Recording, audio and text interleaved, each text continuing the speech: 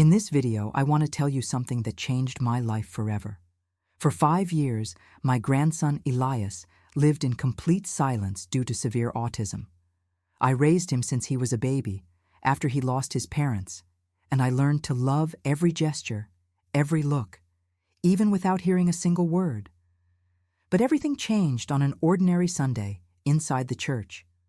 What happened that day was so powerful, so unexpected, that to this day I get goosebumps just thinking about it.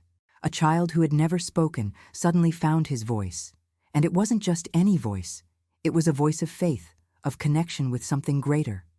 This is an intimate, true, and deeply emotional account of courage, faith, and liberation. If this story touches your heart, take a moment now to subscribe to the channel and turn on notifications, because here you will hear stories that nourish your faith. Leave a like. It really helps this content reach more people.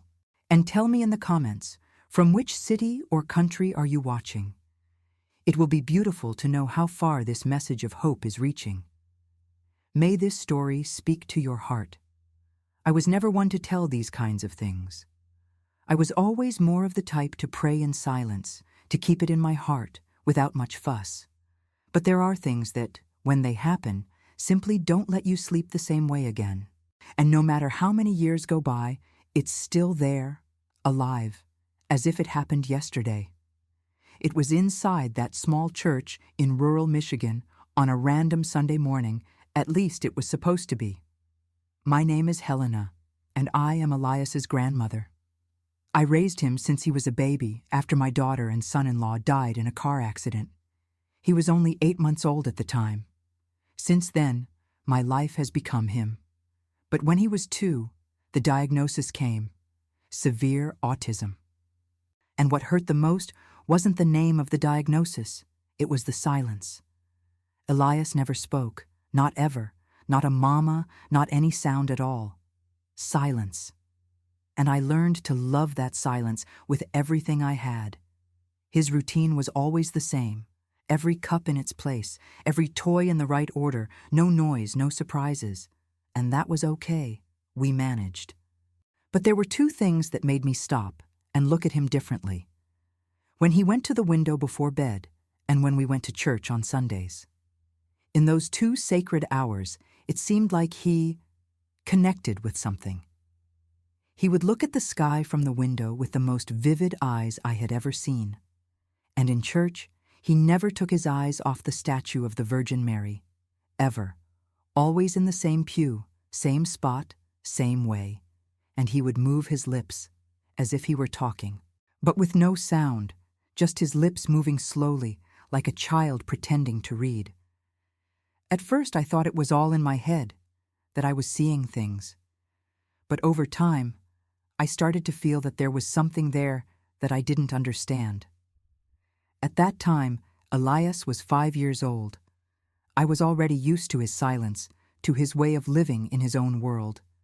I would talk for both of us, tell him about my day, and pray out loud just so he could hear the sound of my voice.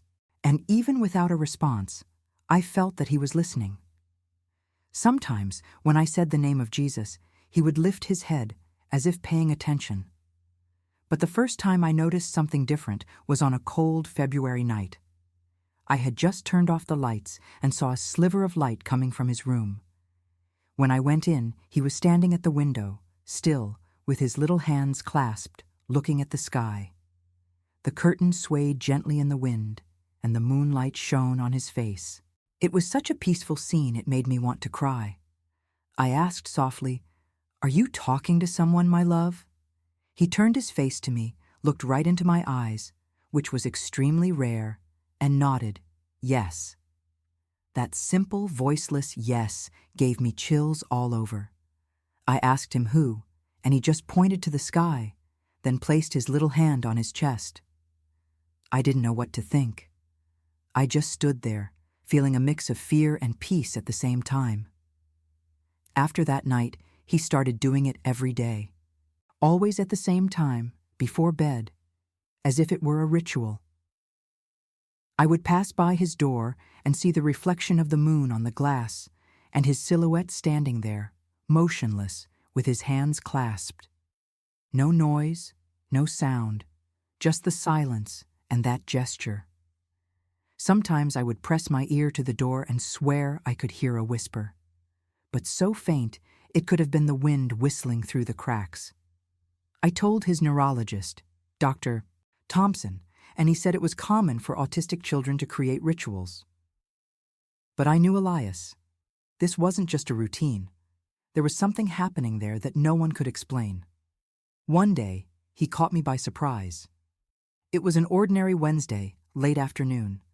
I was washing the dishes, and out of nowhere, he took my hand and pulled me with a firmness I had never felt from him before. He led me to the closet where his clothes were, and he stopped there, pointing to the light blue shirt he only wore on Sundays. That shirt was a struggle every weekend. He never let me put it on him without complaining, without a tantrum. But on that day, not only did he want to wear it, but he looked at me insistently, asking without words. I knelt down, held his shoulders, and said, "But today isn't Sunday, son. The church is closed." He lowered his eyes, became quiet, but you could see the disappointment on his face. It seemed like something important had been interrupted. That unsettled me for the rest of the day. I kept thinking if I should have done something different. His gaze told me he knew something I didn't. The following Sunday, everything started very early. At 5:30 in the morning, I heard footsteps in the hallway. I thought it was just a house noise, but then I heard the click of the doorknob. When I left my room, I was startled. Elias was fully dressed. Blue shirt, dress pants, even his black shoes, the ones he hated. But what impressed me the most was the way he was standing at the kitchen door, with his hands clasped in front of him, his posture straight, his gaze fixed on the wall clock. This was not my everyday grandson. It was as if he had been prepared by someone. There was no explanation for it, and what's more, he refused to eat breakfast. He just shook his head and stood there, by the door, waiting. When he saw that I wasn't going to understand, he went to the wall, grabbed my purse, then the car keys, and stood at the front door as if to say, "We need to go now." All I could do was take a deep breath, grab a coat, and say, "Okay, Elias, let's go." We arrived at the church at 7 in the morning. The parking lot was still empty, except for the janitor's car, Mr. Bob, who always arrived early to open everything up. When I parked, Elias didn't get out of the car. He just sat there in the back seat, motionless, staring intently at the church, as if waiting for a sign. I called his name twice, but he didn't even blink. After a few minutes, he slowly opened the door and got out with firm steps. That disconcerted me. Elias always walked with a certain hesitation, but now he was walking like someone who knew exactly where he was going. Bob saw us and smiled, as he always did, but this time he stopped in his tracks, looked at Elias, and said softly, "That boy is different today, Mrs. Helena. Look at his eyes." And I felt the same way. There was something in my grandson's gaze that wasn't normal. There was a presence there, something serious, strong. It was as if he were on a mission. We entered the church and, as always, he went straight to the third pew on the right. Only this time, he didn't sit down immediately. He stood there, observing every corner as if he were reacquainting himself with the space. Then he sat, with his hands on his lap and his eyes fixed on the statue of the Virgin Mary. The Mass hadn't started yet. We stayed there for 2 hours until the other churchgoers began to arrive, and the whole time, Elias kept his eyes on that statue. During this time, his lips never stopped moving. It was different from anything I had ever seen. It wasn't a tic. It wasn't involuntary. It had a rhythm, pauses, intention. It seemed like he was responding to someone. Sometimes he would smile. Other times, he would nod. And at some moments, he would frown like someone trying to understand an explanation. I just watched and prayed quietly. I knew this was real. I just didn't know what was coming next. When Father Michael entered and began the Mass, everything seemed to be proceeding normally. the hymns, the readings, the faithful slowly arriving and filling the pews. I even thought that perhaps Elias would remain like that the whole time, just observing and whispering to himself. But at 9:43 a.m., in the middle of the homily, everything stopped. The priest was talking about faith. I remember this because it was as if that word had triggered something in him. Elias slowly stood up from the pew without looking at me, without asking for anything. He simply stood up and started walking down the center aisle. At that moment, my heart started racing. I thought he was going to run out, or that he was feeling some discomfort. But no. He walked slowly, steadily, as if being guided. The entire church fell silent. It was impossible not to notice. A small boy, whom no one had ever heard speak a word, walking towards the altar. Father Michael stopped speaking. The musicians stopped. Even the children, who usually chattered and played, fell quiet. Elias went to the statue of the Virgin Mary, stood in front of it, and for a second it felt like everything froze. I stood up on impulse, but something held me back. I felt with all my might that I should not interrupt this. And then it happened. He clasped his hands, looked up, took a deep breath, and spoke. With the clearest and purest voice I have ever heard, a single word, Mary. It echoed throughout the entire church. It felt as if even the stained glass windows vibrated. Some people covered their mouths, others began to cry. And before anyone could say anything, he continued. With a firm voice he recited, "Hail Mary, full of grace, the Lord is with thee." Word for word, without a mistake, without a stumble. As if he had been born knowing it. As if it had been taught directly to his heart. I can't explain what I felt in that moment. It was as if time had stopped inside that church. While he recited each line of the prayer, you couldn't hear anything else. Not the sound of the candles burning, not the wind hitting the stained glass windows. Only his voice, a voice I had never heard before. And the strangest part was that it didn't sound weak or insecure, like someone speaking for the first time.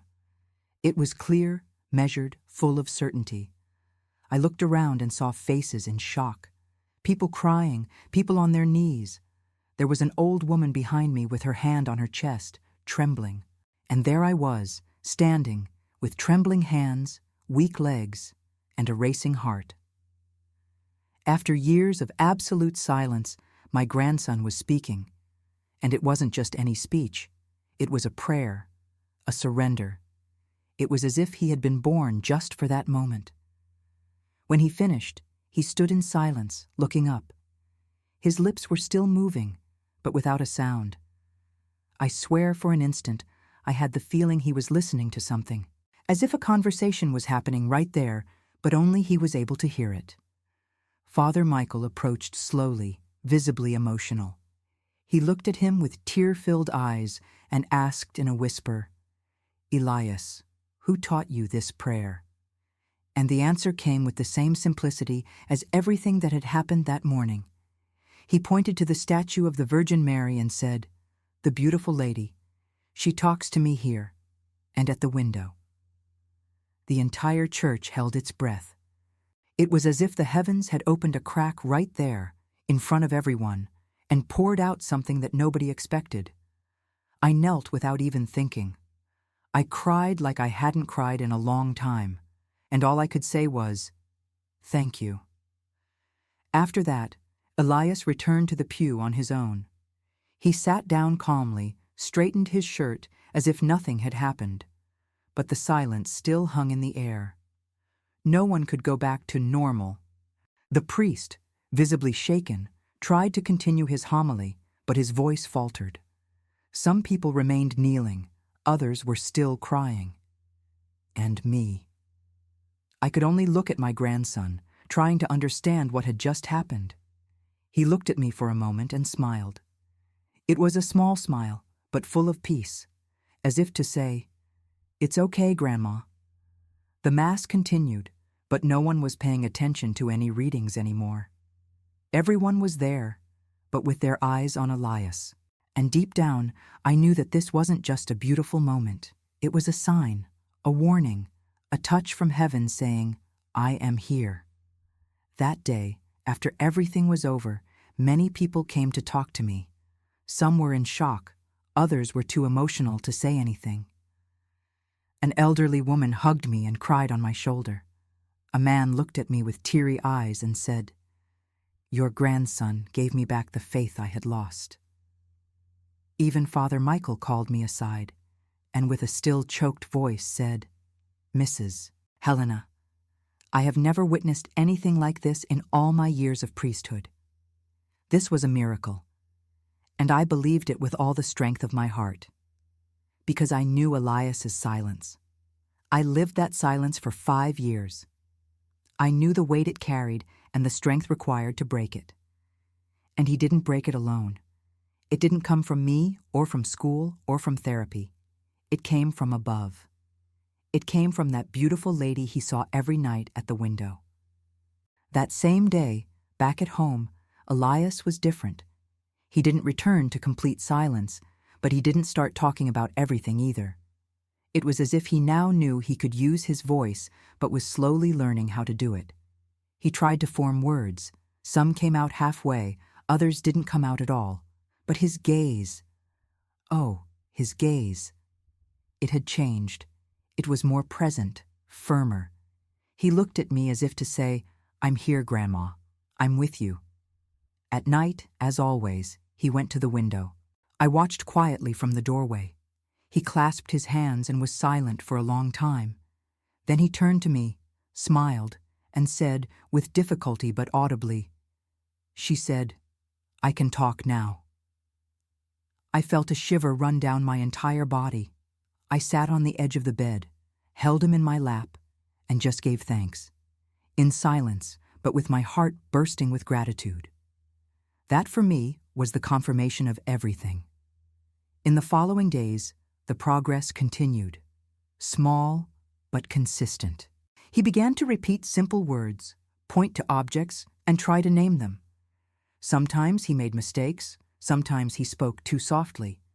But he spoke. And when he couldn't, he used gestures, looks, ways I already understood. It was as if language was slowly sprouting within him. His therapist was completely surprised. The speech pathologist said she had never seen such sudden progress in a case like Elias's. But I knew it wasn't just therapy. It wasn't just stimulation. There was something greater behind it. I saw it in his eyes every time we sat in the church pew on Sundays. He still fixed his gaze on the image of the Virgin Mary with the same intensity. Except now, sometimes, he would smile. And I knew they were still talking, in a way that only the two of them understood. There was one time, a few weeks after that Sunday, we were in church, and a couple sat near us with a small, very restless child who was making noise, kicking the pew in front, and dropping toys. In the past, these situations would leave Elias completely disoriented. He would cry, cover his ears, sometimes have a meltdown, and we would have to leave before the end of Mass. But that day was different. He just looked at me, then looked at the child, and made a gesture with his hand, as if to say, "It's okay." That broke me down inside. I never imagined that seeing my grandson accept the chaos of the world around him would bring me so much peace. And that's when I realized the transformation wasn't just in his speech. It was deeper. It was as if he'd been touched on the inside. Something had been rearranged in his heart. One Sunday, after Mass, the catechist came to call me at the end. She said Father Michael wanted to talk to me. We went to one of the parish rooms. He was there, sitting, with a serious but sweet expression. He offered me a coffee and then said, "Mrs. Helena, I need to share something with you. There is something happening with Elias that goes beyond what our eyes can explain. I feel it. And it's not just me. Some people here have been coming to me saying they started praying with more faith after what they saw that day. One lady said she started attending church again. A young man told me that, after years, he knelt and cried. I held the coffee cup with both hands and replied, "Father, I can't explain what's happening. I just know it's not an invention. I saw it with my own eyes, and I feel it with my heart. Elias is not alone." There was one particular night that marked me deeply. It was a Friday. It was cold, and the streetlight was flickering from time to time. I was already in bed, almost asleep, when I heard a faint sound coming from Elias's room. I got up, went there, and found him, again, standing at the window. But this time he wasn't just moving his lips, he was talking. Softly, in an almost whispered tone, but speaking whole words. I didn't understand everything, just some parts. "Not be afraid. God hears me. Light." I stood frozen at the door, holding back tears, because there, in that soft darkness, with the curtain swaying and the moonlight on his face, I understood that the window wasn't just a window. It was a meeting point. A place where he spoke to someone I couldn't see. And honestly, I didn't want to see. I just gave thanks, in silence, for him having this refuge. And for someone up there listening to the words he was now able to say. After that, I began to realize that Elias didn't see the Virgin Mary as just an image on the church wall. To him, she was real, present, a friend, a guide. When he talked about her, and yes, he started to speak in short sentences, with pauses, it was always with respect, but also with affection. He would say, "The beautiful lady," as if she were someone close, someone who was part of our home. One day, without my asking, he pointed to a picture of the Virgin we have in the living room and said, "She teaches me to listen." I was so surprised that I sat down on the sofa and left the dinner dishes for later. Because that was more than faith. It was a lived experience. It was too real to be a coincidence or a child's imagination. It was a connection that he felt, that he lived, and that I could only witness with humility. As the months went by, many people started to approach me. People from the parish, neighbors, even strangers who had heard the story. Some came out of curiosity, others were sincerely moved. A woman stopped me at the supermarket and said, "Your grandson changed the way I pray."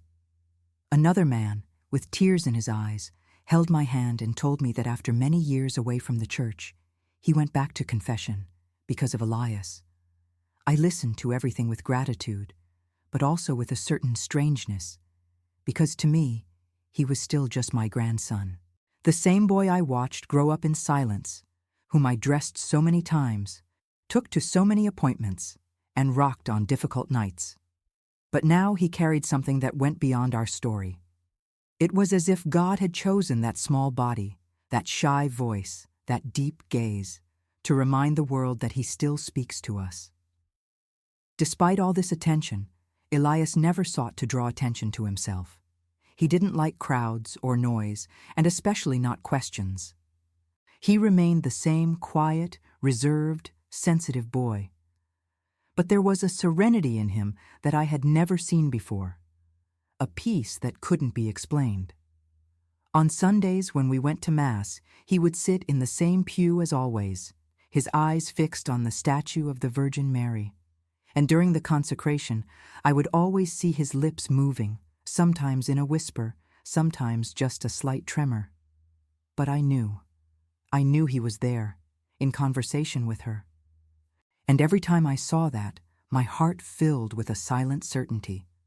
No matter if no one else understood, no matter if no one else heard, he was still talking to heaven.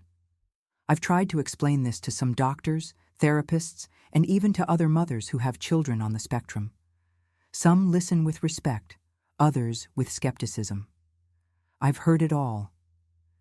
Some people said it was a coincidence that Elias's brain unlocked because of the therapies, that it would have happened anyway. I don't argue. Everyone believes what they can bear. But inside me, in the place where the certainties we can't put into words reside, I know what I saw. I know what I felt. I know the transformation that began that morning, in that church, when my grandson, after 5 years of silence, called out the name of Mary. That was not a neurological leap. It was a spiritual calling. It was as if heaven had said, "Now." Today, Elias is 7 years old. He now speaks in short sentences, participates in school activities, and has even made 2 friends. His speech is still slow and sometimes confusing, but he communicates. He smiles more. He plays. He hugs me out of the blue. He calls me grandma with the sweetest voice in the world. But what hasn't changed is that moment at night, at the window. He still goes there, clasps his hands, looks at the sky, and retreats into a silence that, for me, is no longer empty. It is sacred. I've stopped trying to understand. I no longer try to decipher everything. I just accompany. I just witness. Because the truth is, there are things we don't need to explain. We just need to live them. And trust. And I trust. I trust that the beautiful lady, who appeared to him at the window and at the altar, is still nearby, even if I can't see her. The most curious thing of all is that, after that miraculous Sunday, nothing similar ever happened again. There were no more public manifestations, no other sudden speech inside the church. It was a single time, a single morning when heaven decided to tear the veil and show that it still cares. Sometimes I think about that. Why only that day? Why only that one time? But the more time passes, the more I understand that it was enough. It was the way it was meant to be. The message was delivered. People saw. The faith of many was renewed. And above all, Elias found his own voice. Not just the voice of flesh and blood, but the voice of the soul, the one that connects us to what is eternal. And maybe that's why it never happened again. Because the miracle was not meant to become a spectacle. It was meant to transform. To this day, when people ask me what happened, I can only say, it was real.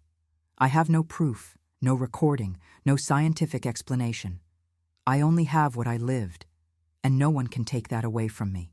Sometimes, when Elias is sleeping and the house is quiet, I find myself looking at him and thinking, how can a boy who was born in the deepest silence now carry a peace that speaks so loudly?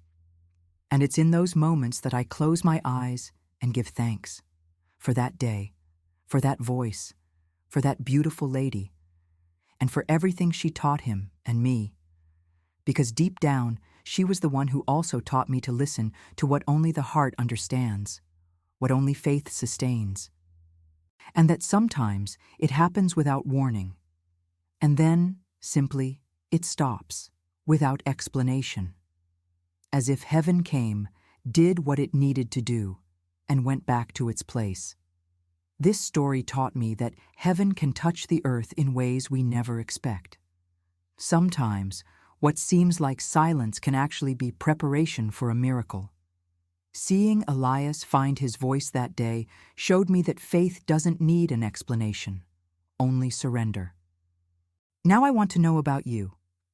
Have you ever experienced something you can't explain? Something that made you feel that God was right there, very close? Write it here in the comments. I would love to read your testimony or your opinion on this story. And if this video touched your heart, subscribe to the channel and turn on notifications. This is very important so you don't miss the next stories that strengthen our faith.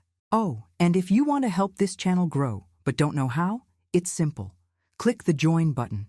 You will be directly supporting this project and helping to spread messages of faith around the world. And take the opportunity to watch the video that will appear on the screen now. It also tells a story of faith that can transform your day. Stay with God and see you in the next video.